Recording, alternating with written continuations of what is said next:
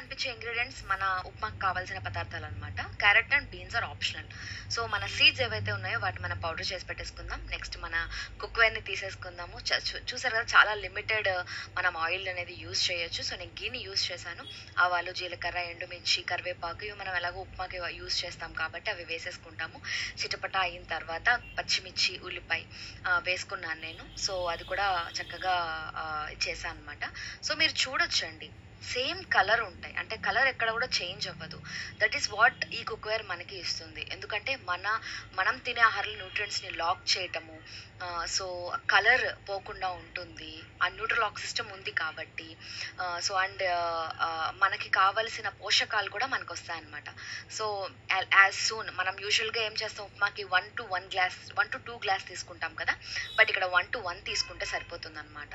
So అలా చేసుకున్న తర్వాత మీరు మగ్గి చేసేయండి, మూత పెట్టి మగ్గి. కొంతమంది పసుపు వేసుకునే వాళ్ళు వేసుకోవచ్చు. Carrot and beans are optional అనమాట.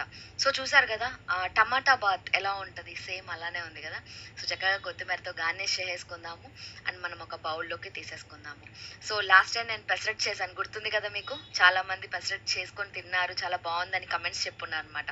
సో ఎస్, అదే పెసరట్ చేసుకోండి, చక్కగా స్టఫింగ్ పెట్టుకోండి. సో పెసరట్ ఉప్మా అలాగా ఉంటుంది. రోటు పచ్చడి నంచుకోవడానికి మీరు చేసుకోవచ్చు. సో మీ కోచెస్ అడగండి, ఇందులో మీకు ఏదైనా డౌట్స్ ఉంటే కనుక.